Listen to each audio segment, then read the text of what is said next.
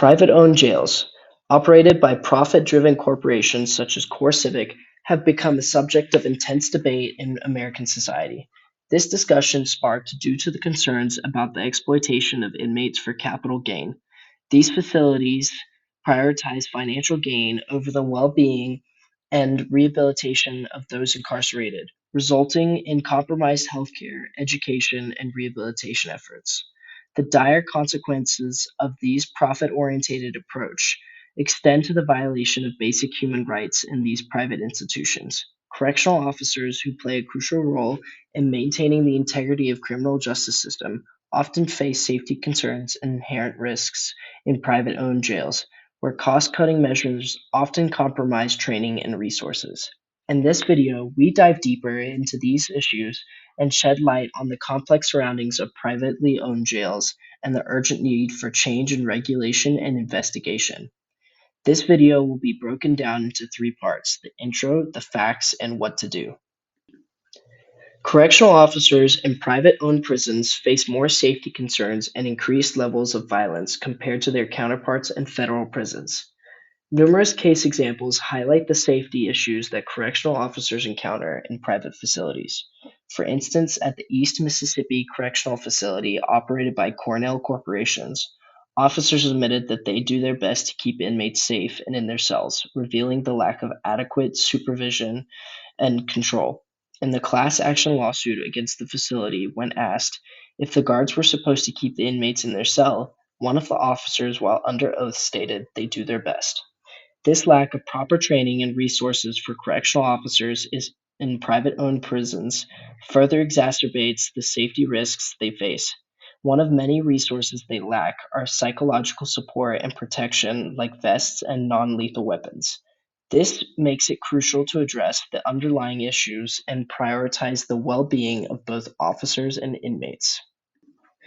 Exploitation of inmates for capital gain is a troubling reality in private-owned jails.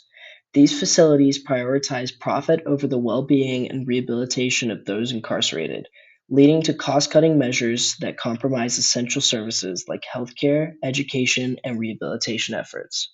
The consequences of these actions are not only detrimental to the inmate's physical and mental health, but they also pose a serious violation of basic human rights by feeding them into the endless cycle of mass incarceration.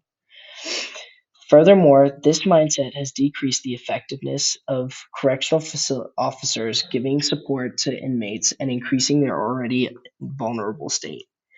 Going back to the East Mississippi class action lawsuit, concerns were raised after the trial when stated prisoners living in barbaric and horrific conditions and their basic human rights are violated daily. They found also that prisoners were put into solitary confinement for months to years at a time, and the only way to get an officer was if they set a fire, extreme violence, rape, or rat infestations, putting their lives at risk and making priorities clear. It is crucial to address these concerning practices and ensure that the rights and welfare of inmates are upheld at all correctional facilities. When comparing private-owned jails to federal prisons, acknowledging the violence that exists in both systems is vital. Rikers Island, a federal correctional facility, serves as a key example of violence and rough conditions within the federal prison system, since it's one of the largest prisons in the world and has the highest rate of extreme violence in history, with almost 85% of its population being pretrial detainees. However, private companies argue that federal prisons are inefficient in managing and rehabilitating inmates. While there may be a valid concern about the effectiveness of federal systems, examining the claims made by private companies and the basic rights private prisons violate plays a crucial role. Such ethical violations are ignored by not having inmates and correctional officers' safety as their top priority. Ultimately, the focus should be on implementing reforms to improve regulations that address the systematic issues present in both private-owned prisons and federal facilities.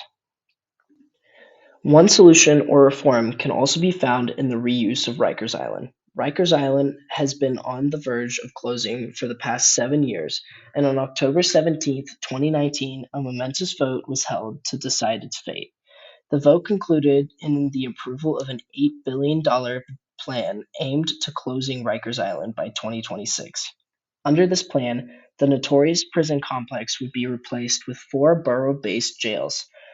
While the proposal to create smaller, safer, and more localized prisons is a potential solution for Rikers Island, it is important to note the alternatives that have been considered. In 2017, the city explored the ideas of replacing Rikers Island with low residential developments and connecting it to the mainland of New York and LaGuardia Airport. However, this alternative idea presented challenges, one which was being the leakage of toxic methane gas from the landfill based on the island. Advocates for private-owned jails argue that competition and the profit motive incentivizes better management practices within these facilities. They state that the drive for financial success encourages innovation and efficiency.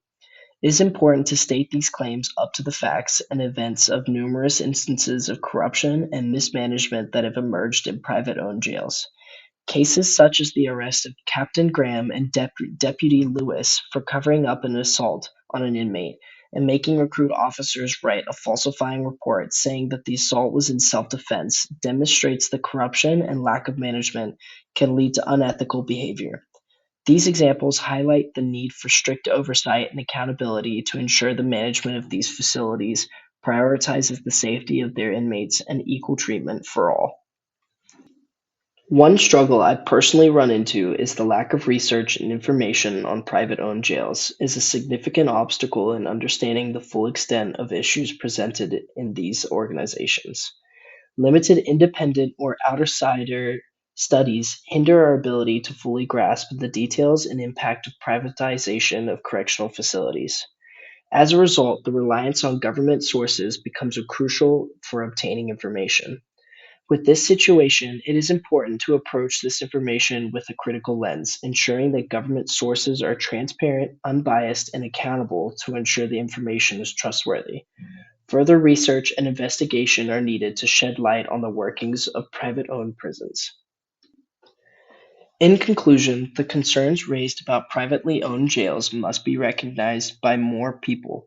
For the exploitation of inmates for capital gain, to increased violence and safety concerns faced by correctional officers and inmates, it is important to notice that reforms is urgently needed. The compromising concern of healthcare, education, and rehabilitation efforts, as well as the hindering the violations of inmates' basic rights needs to be seen and investigated deeper, urgently, in order to find the right reforms in order to change the societal problem. Thank you for watching this video, and don't forget to like, comment, and subscribe.